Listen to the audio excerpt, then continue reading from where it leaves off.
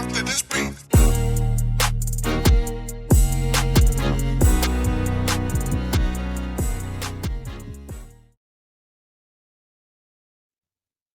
Welcome to another episode of Gamecocks Talk with Captain Will. I am your man, Captain Will. Make sure you like, make sure you share, make sure you subscribe. Make sure you subscribe to Gamecocks Talk with Captain Will so I can continue to bring you that gospel of Gamecocks every single day. Ladies and gentlemen, boys and girls, you are now rocking with the best. And since you're rocking with the best, come rock with your man, Captain Will. Hey, we got a good one today, y'all. We got a good one today, y'all. We are talking about the South Carolina Gamecocks sitting still at the head of the table, the front side, the back side, any side you want to talk about. The South Carolina Gamecocks at the head of the table. You are just witnesses to the buffet that Carolina is doing this year. So many top-ranked teams across the college basketball land has lost. So many teams. The supposed top teams in the country continue to lose. Two losses, 3 losses, 4 losses. But you know who's not losing? You know who is not losing? You know who's not having setbacks? You know who don't have a blemish on the schedule? South Carolina. South Carolina has no blemishes on the schedule. 19-0, 7-0 in SEC play. South Carolina is perfect. South Carolina is perfect once again. South Carolina is steamrolling through this season. Taking on all comers. And we can discuss the loss that Mississippi State put on LSU last night. We could discuss that and let's talk about it. Let's talk about that. LSU seems to be in some type of slump. The dream team seems to be in some type of slump. I don't know what they got going on. They were so hyped. They was turned. They was lit, as the kids say. Or maybe the kids don't say that no more. I still say it. But it was lit when played Carolina last week, Thursday night, ESPN game, 2000 hours, 8 p.m. for my civilians. They was lit. All white out game. Celebrities. All this stuff was going down. And then they lost at home. They lost to South Carolina, with South Carolina not even playing their best. They lost. And then they came out last night on ESPN, ESPN 2? And they lost. Again, back-to-back losses. Mississippi State was lit. Mississippi State fans turned up. Mississippi State fans had a great time last night at the expense of LSU.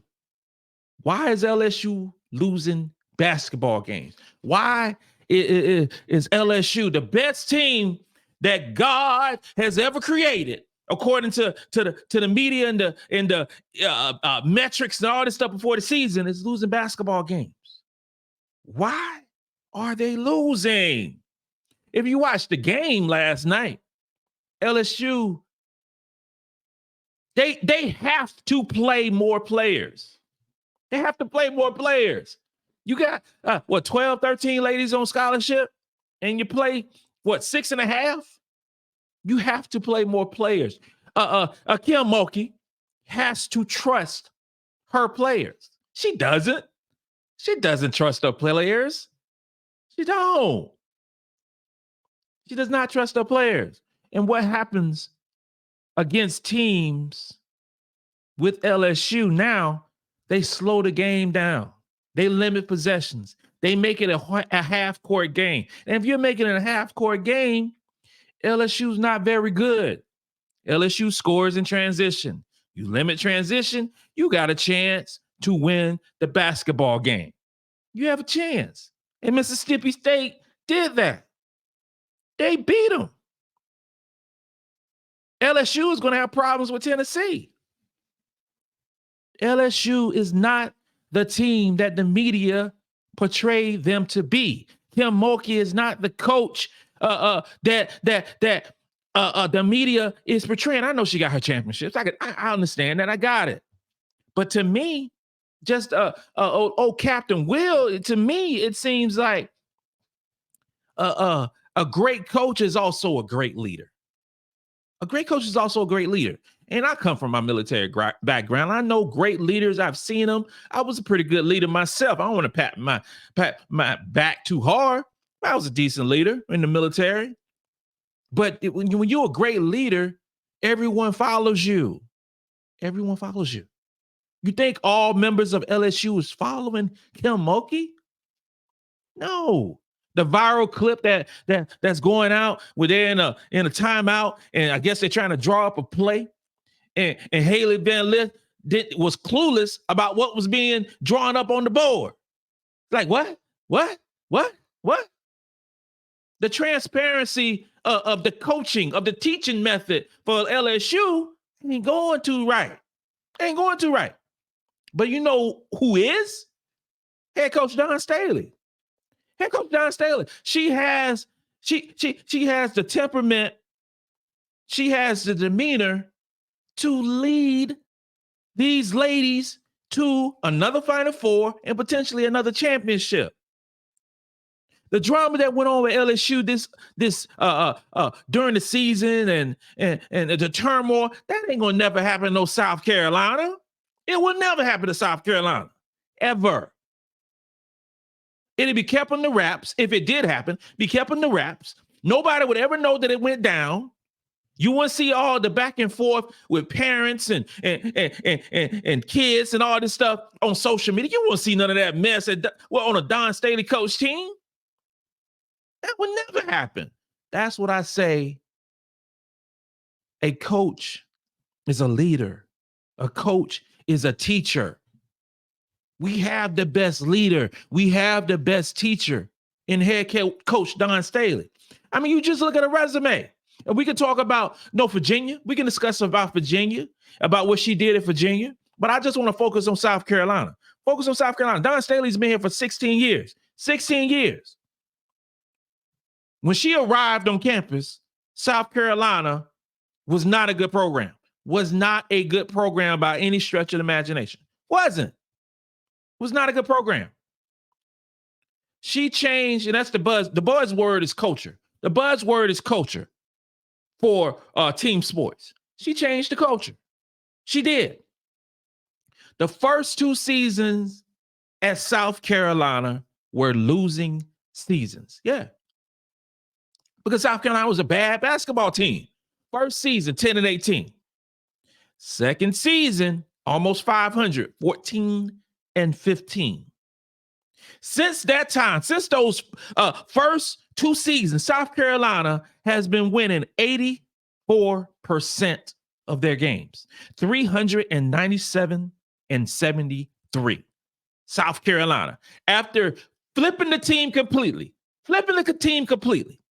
And I hear a lot of comparisons. I hear a lot of stuff, especially when I say the South Carolina head coach Dawn Staley is the GOAT. When I say she's the GOAT, and I say she's the GOAT because she's the Hall of Famer basketball player, Hall of Famer coach. One of the best who's ever done either one. So if you're one of the best who's ever done either one, and I'm talking about man or woman, you put those things together, you the GOAT to me. You the GOAT. But I hear some comparisons about Gino. Here's some comparisons about Gino and the legacies that Gino has at UConn. And I can't front with that at all. I can't front what Gino has accomplished at UConn. Not at all. But there's a different level.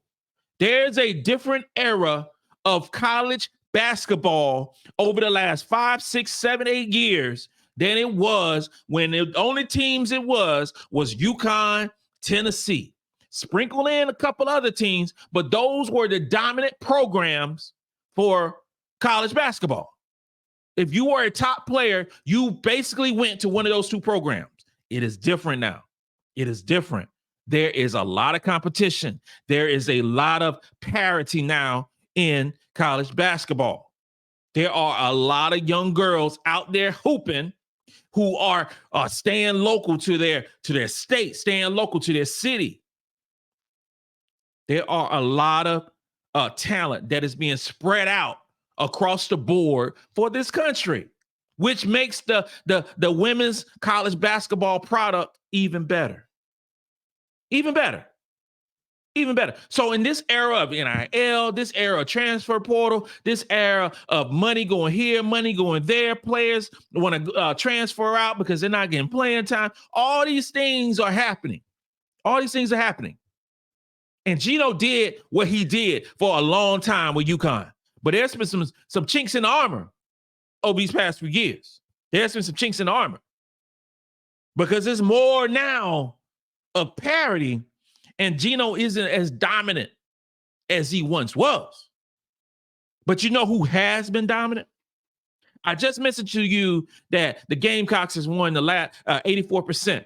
84% of their games in the last 14 years. Last 14 years. And we could talk about the national championships. We could talk about the multiple SEC conference tournament championships. We could talk about the SEC regular season championships. We could talk about all those things. All those things. But one key metric that I like to say, that I like to talk about is of the 3 out of the last 4 years, 3 out of the last 4 years, South Carolina has more victories than anyone. 3 out of the last 4 years. Potentially this year could be 4 out of the last 5 years. South Carolina has more victories. Well, 3 out of the last 4 years, including 22 championship, included last year a Final Four appearance and loss. Could have potentially went undefeated last year. It also includes that COVID season where it was 30-1.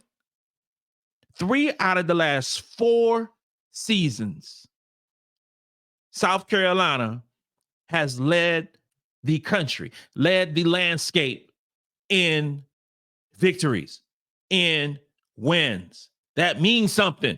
That means it doesn't mean that you're going to win every national championship. Doesn't mean that every year that South Carolina is going to hang up a banner. It doesn't mean that. What that does mean, it means that every single year, South Carolina will be in the conversation for a national championship. We won in 22. I believe we would have won in 20 if it wasn't for COVID. And I think we would have won last year. And I'm not here to coulda, wouldas and all that stuff. I hear it. I got it. We lost to Iowa. I got it. I understand. COVID happened. I got it. I understand. Things happen. But 3 out of the last 4 years, and we lead the league in victories? Come on now. That's the Dawn Staley effect. That's the Lisa Boyer effect. That's the Gillette Law effect. That is a lot of victories, y'all. That's a lot of victories. Headlined by the coaching staff. That's a lot of great players getting those victories. That's a lot. More than UConn. More than LSU. More than, and I speak about LSU. I know Bunky only been a couple years, but I'm just saying. More than Lisa Mulder. It's just more victories. More victories. And also a key metric that I like to talk about as well is top 3 in wins. 6 out of the last 7 years. 6 out of the last 7 years. 6 out of the last 7 years, top 3 in victories.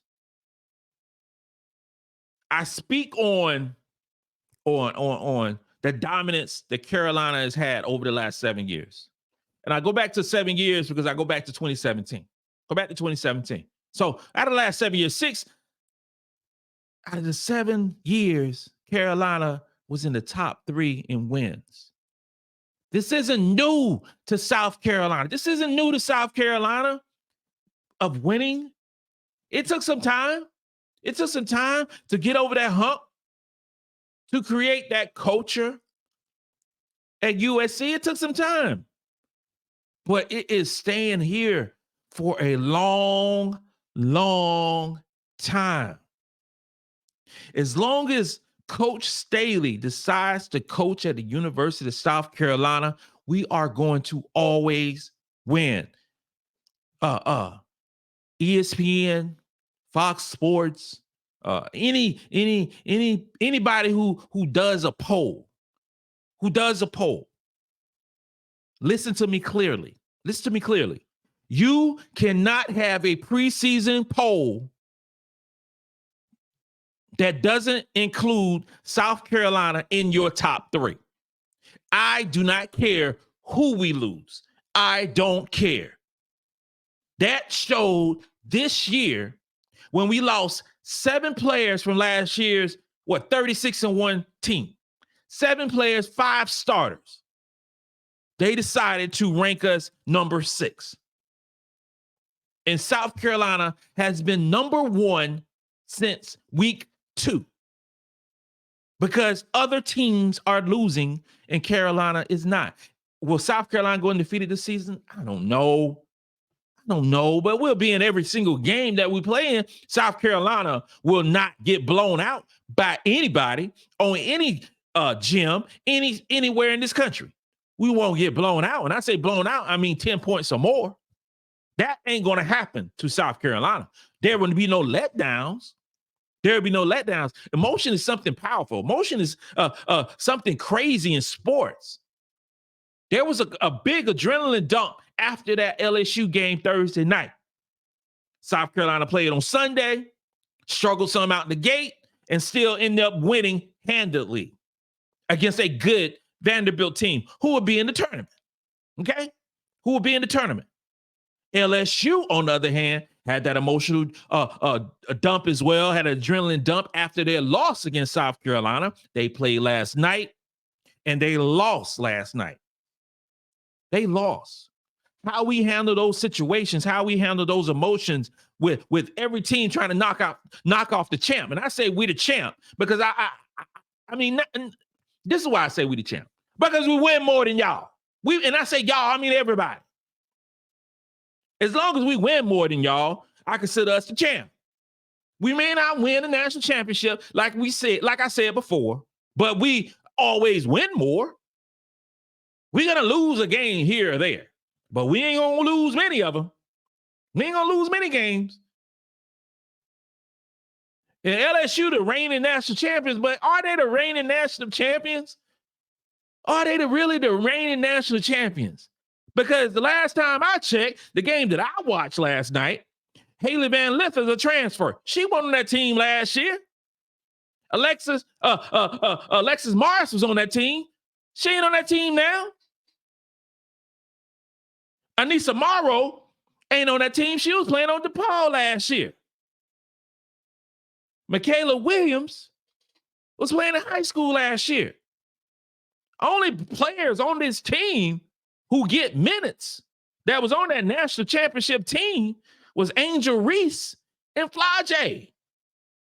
So the team LSU won the national championship, but this roster ain't full of no champions now. Come on, let's keep it real. Let's keep it real now. Like I hear the people say, like, oh, Carolina has been there before, has done this, has went to this hostile environments and this, that, and the third before. No, they haven't.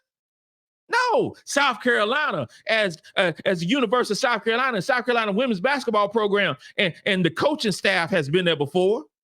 But these players ain't been there before. No, because none of these players were starting.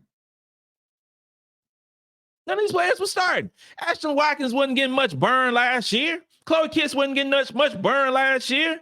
Bree Hall, Kamilla Cardoso came off the bench. Raven Johnson came off the bench. And you talk about the bench, MiLaysia Fulwiley wasn't here. She was in high school. Tessa Johnson wasn't here. She was in high school. Sania Feigin wasn't getting no burn last year. That's a whole new team in South Carolina, going into a hostile environment, playing a quality basketball against a quality team, against a sold-out crowd, saying whatever the hell they were saying in LSU. That's why that game at the Mohegan Sun against Utah meant a lot. Neutral court against a good team and new players. That's why that Tobacco Road double-double meant a lot.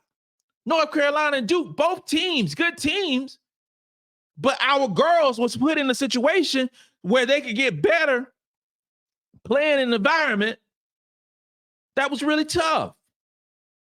So this young team is getting better and better athletically, getting stronger, but also they're getting better mentally. That means something going into the tournament. That means something going into the SEC tournament. And it means something going into the NCAA tournament. The first couple games of the NCAA tournament will be in Columbia.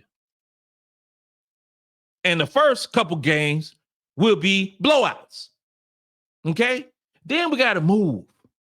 We got to go to a site that is not all garnet and black.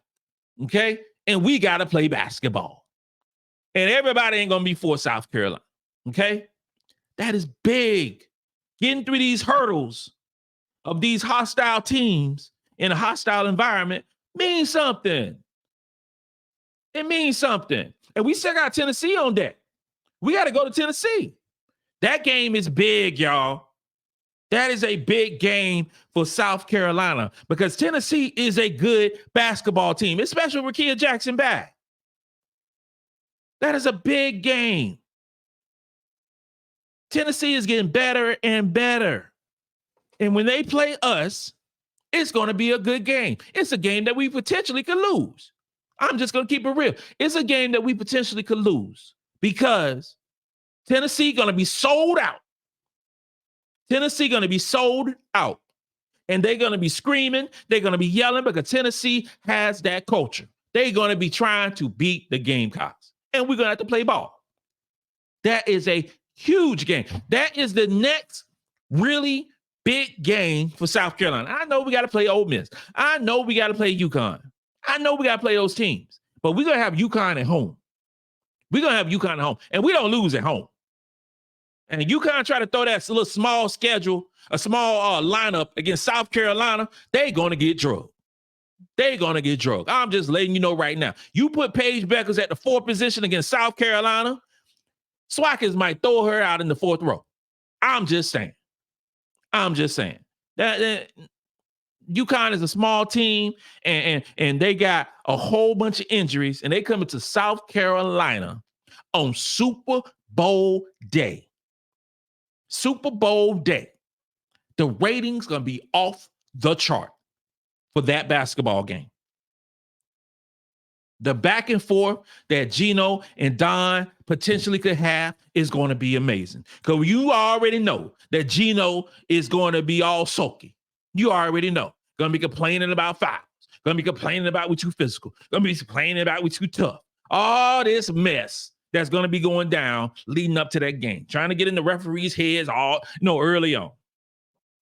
But at the end of the day, that game is at South Carolina. So I'm not worried about that game per se. I think it's going to be a decent to good basketball game, but South Carolina will be ready. South Carolina will win that basketball game. The only game I'm worried about on the schedule right now is a game at Tennessee. That's the only game I'm worried about right now. That's the only one. And it's a while before we play that game. But Tennessee at home with Rakia Jackson is going to be a good game. It is. You got Iowa losing basketball games. And Iowa is a good basketball team. Iowa is a great basketball team. They're a great basketball team. You got LSU losing basketball games. You got UConn losing basketball games. Notre Dame beat UConn like they stole something. I'm just keeping it real. They beat them like they stole something. Iowa, if we face Iowa in the tournament, I mean, obviously, I think we're going to win. Obviously, we're going to win the basketball game. We're a better team than we were last year. We're a better team. And no disrespect to the last year's team. I just think we're a better all-around team than we were last year. And I think that we match up so much better with Iowa this year than we did last year. Okay? And Iowa's not as good as they were last year. Those are the facts. And Iowa's losing games that they shouldn't necessarily lose to, but they're not a deep basketball team either. And Iowa, let's just keep it real. Let's just keep it real. Iowa, without Caitlin Clark, is a bad basketball team.